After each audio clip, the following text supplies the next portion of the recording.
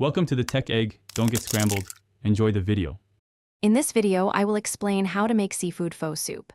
First, let's create the flavorful broth. Begin with about 8 cups of quality seafood or chicken broth. Toast whole spices such as 2-star anise, 4 cloves, and 1 cinnamon stick until fragrant.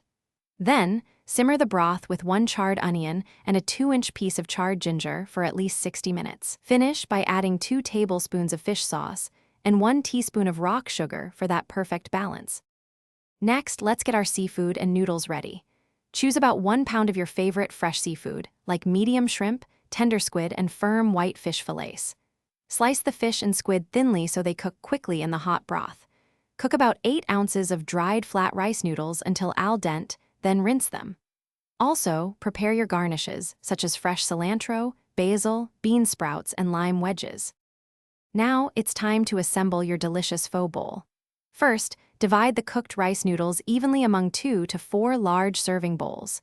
Next, artfully arrange your fresh seafood, including the shrimp, sliced squid, and fish, on top of the noodles. Carefully ladle the piping hot, strained broth over everything. The residual heat from the broth will gently cook the delicate seafood to perfection in just a few moments.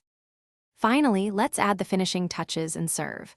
Provide a generous platter of fresh garnishes, including crisp bean sprouts, fragrant basil leaves, fresh cilantro, and sliced green onions. Don't forget lime wedges, sliced fresh chilies, and a small dish of hoisin sauce and sriracha for those who enjoy extra flavor. Encourage everyone to customize their bowl to their liking. Enjoy your wonderfully comforting homemade seafood faux. Thanks for watching. Consider subscribing if I helped unscramble your problems.